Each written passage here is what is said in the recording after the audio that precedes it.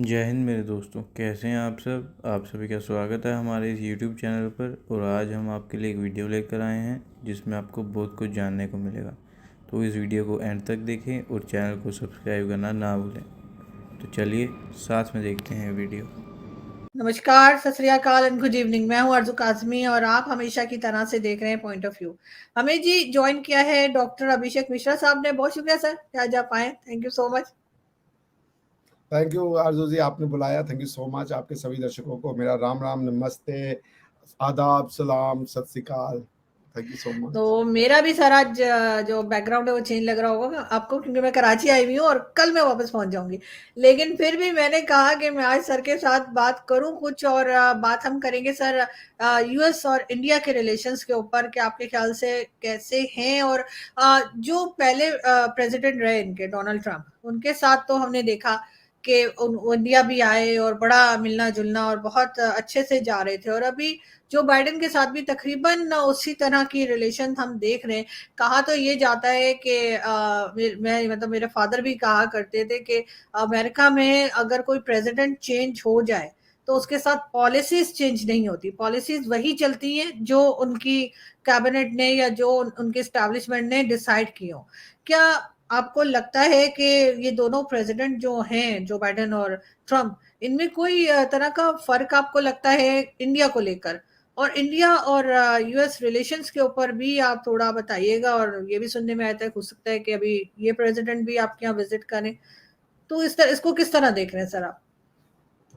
देखिए, over the period of time US में एक bipartisan understand which is rare, क्योंकि बहुत पोलराइज डेमोक्रेसी वो भी है, बहुत पोलराइज डेमोक्रेसी हम भी है। वहाँ पे रिपब्लिकन और जो डेमोक्रेट है वो they are like poles apart. BJP और कांग्रेस जितनी एक्रिमनी पाई जाती है, but over the period of time जो उनका स्टैब्लिशमेंट है उनकी, उसने ये बात डिटरमाइन किया है जिससे कि सारे जो वहाँ के सेनेटर्स हैं या कांग्रेसमैन हैं वो इस बात से सहमत है कि इंडिया के साथ एक फेवरेबल फ्रेंडशिप होनी चाहिए and it is long due.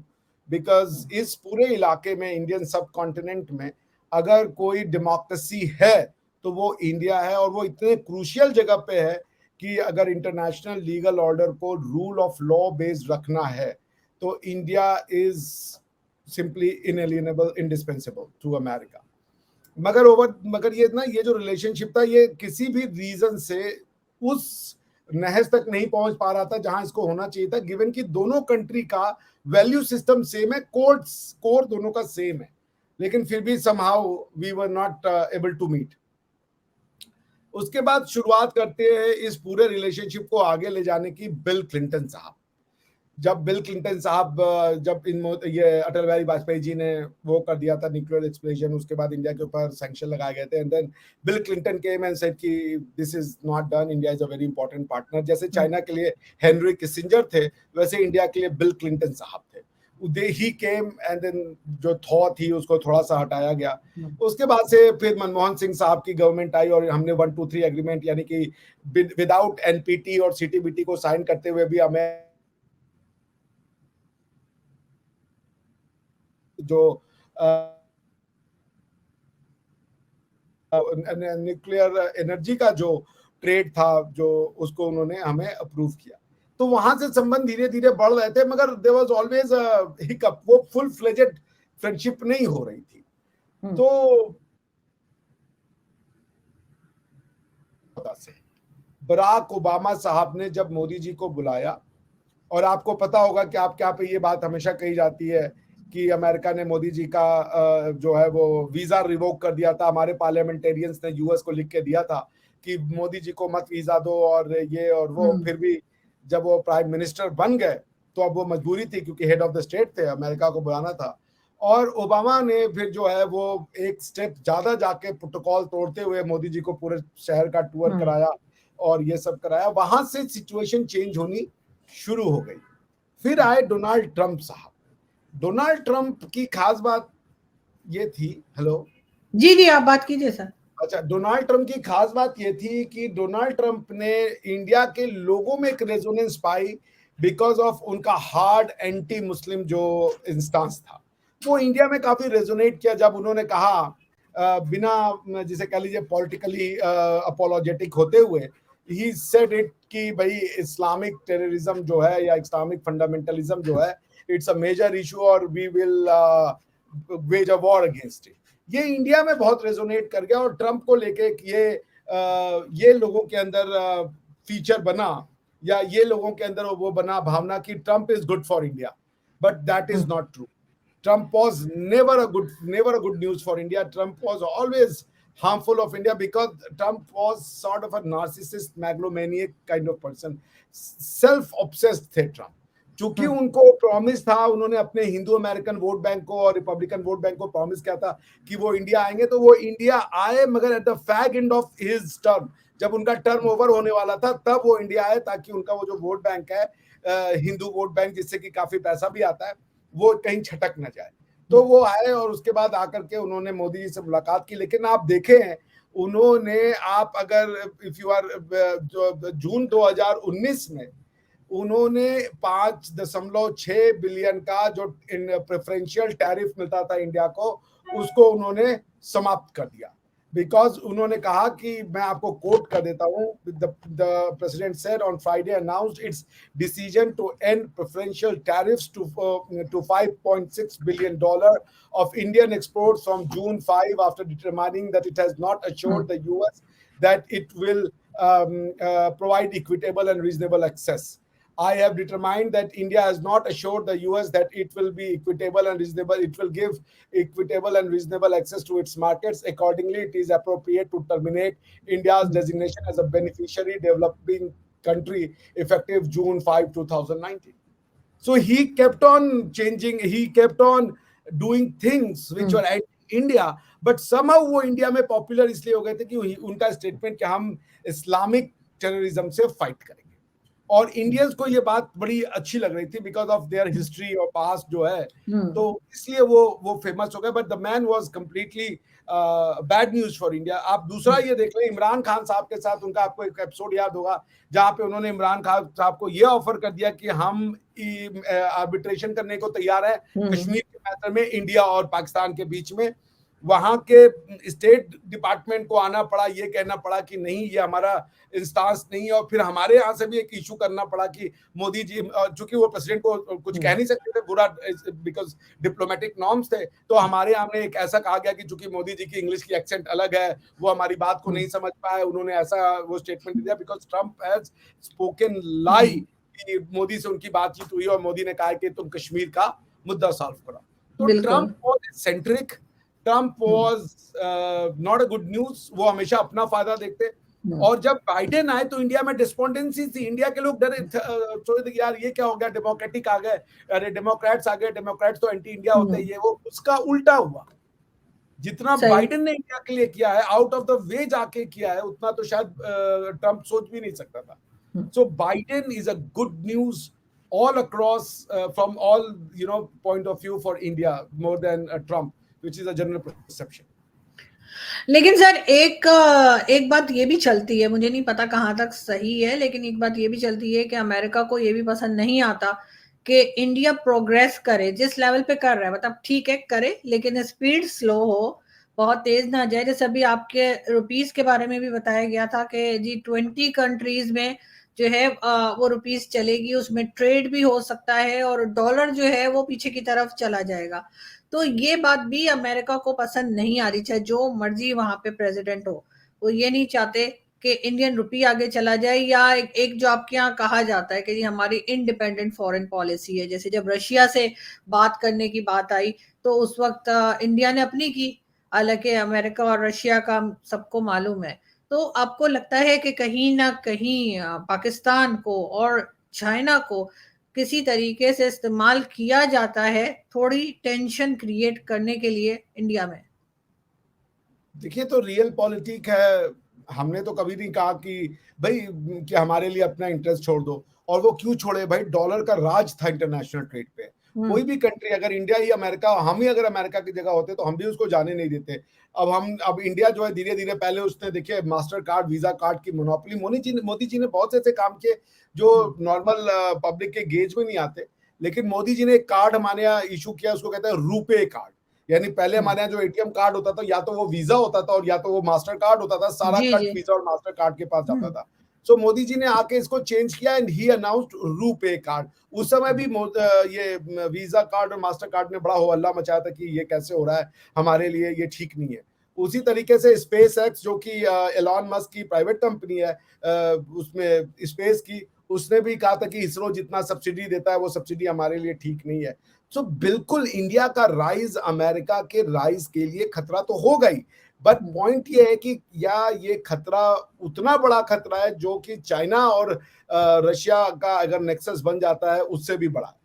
भाई ये बात तो श्योर है कि अमेरिकन इकोनॉमी स्लो डाउन होगी, इंडिया की इकोनॉमी को ग्रो करना ही करना, ये इनएविटेबल है। ये आज नहीं, आज से एक आईएमएफ या वर्ल्ड बैंक के चीफ हुआ करते थे वोल्फगैंग साहब, वो जो है एक बार स्टैनफोर्ड को इसमें एक स्पीच दे रहे थे और उन्होंने कहा था कि अगर आप सही आदमी हो तो इस समय, आज से 10 साल पहले, कि आपका इन्वेस्टमेंट आज की डेट में अब इंडिया में होना चाहिए, बिकॉज कि आने वाले 20 साल में जो वेल्थ जनरेटर होगा वो इंडिया और चाइना होगा और ना कि यूरोप होगा। Europe will remain rich but it will not be a wealth generator. So ये एक जिसे कह लीजिए इनएविटेबल चीज है, उसको होना है। अब अमेरिका को ये थ्योरी कि अमेरिका सब हमें अपना इंटरेस्ट दे दे, हमें वीक ना करे, भाई ये रियल पॉलिटिक्स में चलता है कि वो भी तो ये नहीं चाहेंगे ना। वो इंडिया ने उनको गारंटी दी है कि वो हमेशा से चाइना के अगेंस्ट में उनके साथ रहेंगे। क्या इंडिया ने उनको गारंटी दी है कि वो रशिया के अगेंस्ट में एक ट्रस्टेड वो एलाई होंगे?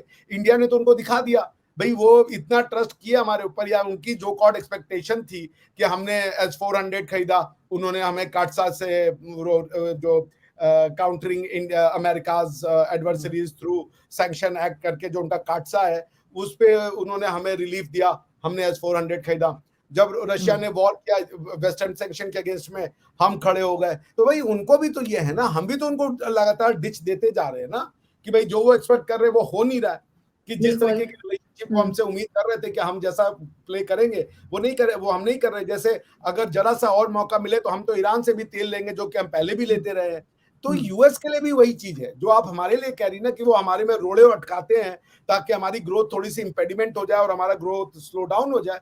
तो same we do for America, कि जो भी उनके इस इलाके में इंटरेस्ट है उसके लिए हम कोई उनके लिए वो गो टू लोग ना बन जाए, कि भाई हमारे जो जिसको आप क्या कहते हैं डू मोर, तो हमारे यहाँ वो डू मोर भी ना कहें और डू लिटिल भी ना कहें। We don't believe in do more, जो हमें करना होगा we will do independently. So ये दोनों तरफ से है, देयर इज डिस्ट्रस्ट, वो भी ये सोचते हैं, इसी को आप डिस्ट्रस्ट कहती है, कि क्या इंडिया पे भरोसा किया जा सकता है, क्या उनके इंटरेस्ट जो रशिया के अगेंस्ट में है, क्या हमारे इंटरेस्ट जो रशिया के साथ है वो कन्फ्लेट करते हैं, क्या हम चाइना को उसी नजर से देखते हैं जिस नजर से चाइना को वो देखते हैं। अभी आपने देखा होगा हेनरी किसिंजर पहुंचे हुए हैं वहां पे जी, और शी जिनपिंग ने उनका विशेष स्वागत किया है। तो आपको क्या लग रहा है कि ये ऐसे ही हो रहा है?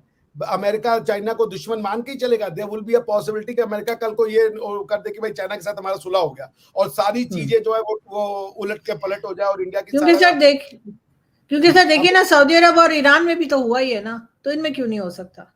एग्जैक्टली वो तो एमबीएस ने इसलिए किया क्योंकि एमबीएस जो थे वो चाहते थे कि इस इलाके का एक डेवलपमेंटल अप्रोच हो, वो प्लस यूएई के साथ भी उनको कुछ, वो यूएई जो हब बन रहा था, पूरे दुनिया का हब है बिजनेस का, वो सऊदी अरेबिया नहीं है। तो there was a growing distrust between Mohammed bin Zayed and Mohammed bin Salman.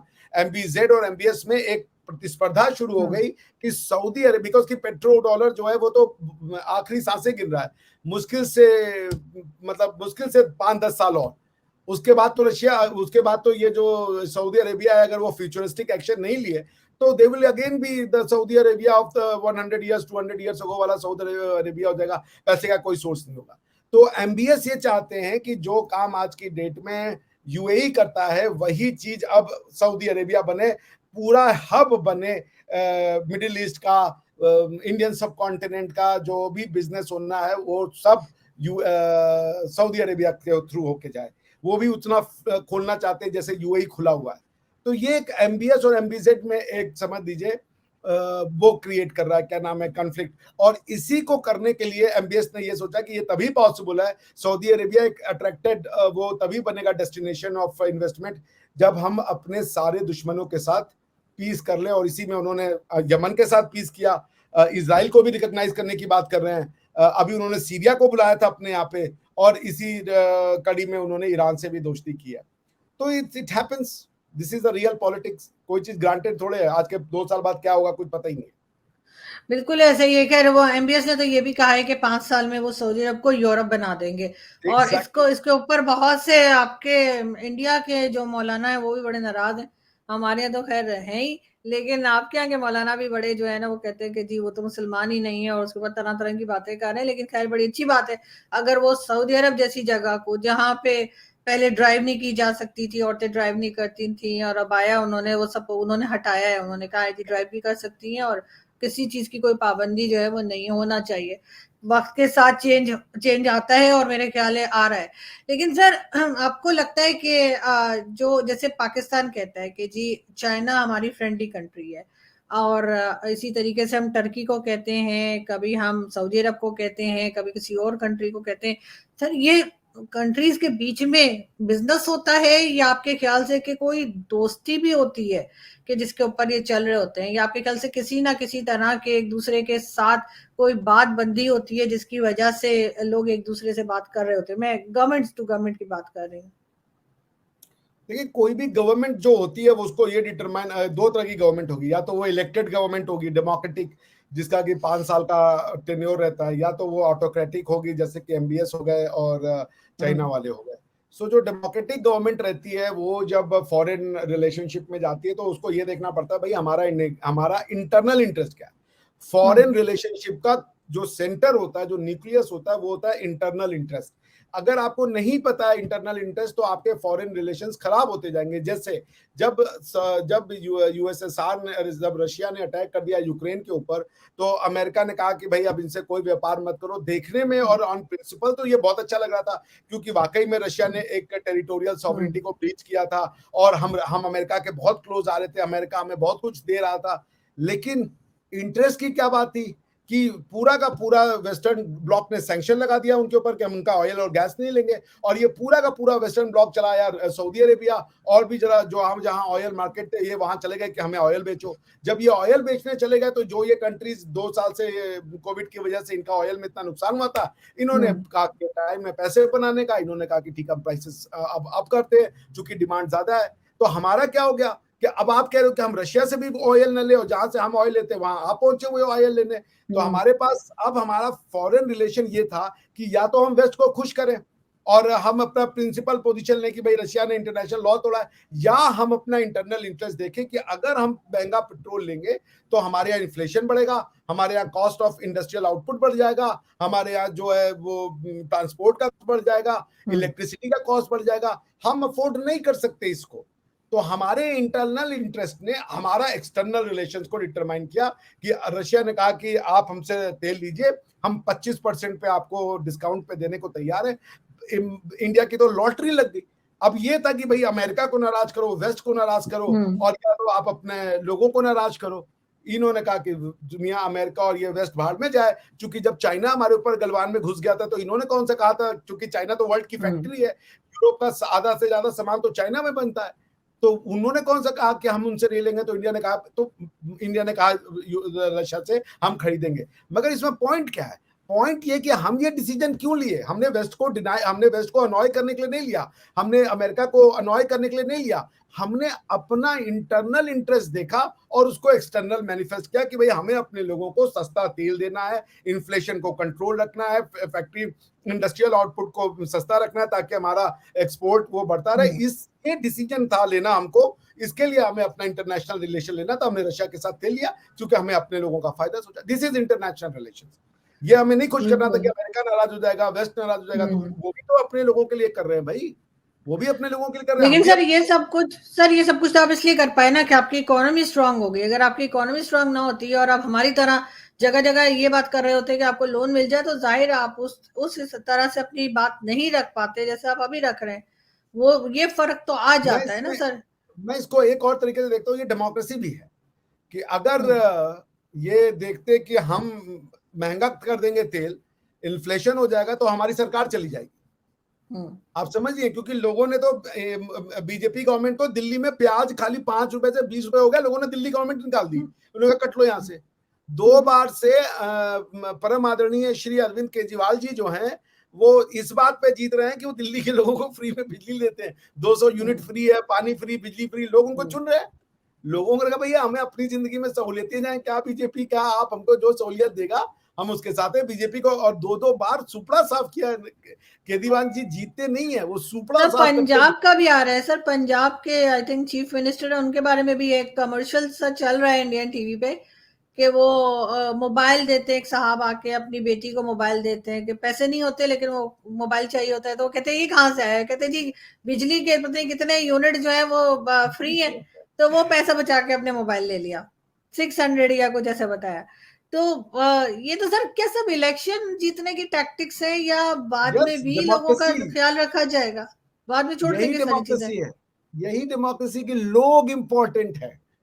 आप हम्म समझ रही हैं भाई, लोग एक कॉमन आदमी को क्या चाहिए, उसको इतना नहीं पता यार, वर्ल्ड अफेयर, हम्म इंडिया, पाकिस्तान, हिंदू मुसलमान, उसको अपनी घर का रोजी रोटी चलाना है। नहीं उसने कहा मगर भाई। सर, मगर सर ये मैं आपसे कहती हूँ कि क्या ये इलेक्शन जीतने के तरीके हैं और इलेक्शन के बाद भी ख्याल किया जाएगा, या इलेक्शन के बाद कहेंगे जाओ भाई 5 साल बाद मिलना? इलेक्शन जीतने का तरीका है, आपको लोगों का वोट चाहिए। हम्म अब आप लोगों को कहें मेरे लिए वोट करो, क्या तरीका है? एक तरीका ये है कि आप उनको कहें हम लंदन बना देंगे, पेरिस बना देंगे। वो पिछले 70 साल से सुन रहे और रह रहे हैं हापुड़ में, कोई लंदन पेरिस नहीं बन रहा है वो। तो भाई दूसरे ने आके कहा कि हम लंदन पेरिस नहीं बनाएंगे, तुम्हारी बिजली मुफ्त में करेंगे। लोगों ने कहा आ जाओ भैया, तुम लोग बिजली मुफ्त में दो। और उन्होंने बिजली मुफ्त में दे दी, तो लोगों ने देखा 5 साल की बिजली का बिल तो 0 आ रहा है या कम आ रहा है, तो उन्होंने कहा इसको दोबारा से वोट दो यार। तो ये इलेक्शन जीतने के टैक्टिक्स है। और कैसे भाई, डेमोक्रेसी में विल ऑफ द पीपल चलता है। विल ऑफ द पीपल का मतलब जो लोग सोचते हैं। आप बिल्कुल जितना काबिल हैं लोगों को अपने फेवर में सोचवाने का, वो जाके वोट कर देंगे आपके लिए। तो अगर हमारे यहाँ तो आप देखें ना, मोदी जी इसको कहते हैं रेवड़ी बांटना। आप हम्म देखें सब रेवड़ी बांट रहे थे। अब तमिलनाडु में होता है हम कंप्यूटर देंगे, हम हम्म कुकर देंगे, हम गैस देंगे, ये सब चलता है। लोग वोट देते हैं। हाँ, हमारे यहाँ भी चल रहा है सर, हमारे यहाँ भी शहबाज शरीफ साहब ने पहले भी किया था और अभी फिर लैपटॉप बांट रहे हैं। लेकिन खैर सर, वो लंदन और न्यूयॉर्क तो नहीं बनाए, लेकिन हिंदुस्तान और पाकिस्तान के कई शहर मैंने जरूर बन गए थे जब बारिश हुई थी, और अभी भी हो रही है। तो वो वीडियोस आती है तो लोग कहते हैं कि जी ये कोई इटली का शहर नहीं है, ये लाहौर है। और इसी किस्म की वीडियोस आपके यहाँ से भी आ रही है, तो मेरा ख्याल है कहीं ना कहीं उसके ऊपर भी लोगों को थोड़ा सा फोकस करना चाहिए कि ये प्रॉब्लम भी ना हो ना हमारे और आपके शहरों में। Thank you so much sir कि आपने आज ज्वाइन किया। हमेशा आपसे बात करके सर बहुत कुछ सीखने के लिए भी मिलता है और मजा भी बड़ा आता है बात करने का। तो बहुत शुक्रिया कि आज आपने ज्वाइन किया। Thank you so much. Thank you so much Aaju ji, it's a pleasure. Thank you. Thank you. तो दोस्तों, आशा करता हूँ कि ये वीडियो आपको अच्छा लगा होगा। अगर अच्छा लगा हो तो वीडियो को प्लीज़ लाइक कीजिए, और अगर चैनल पर नए हैं तो चैनल को प्लीज़ सब्सक्राइब कीजिए।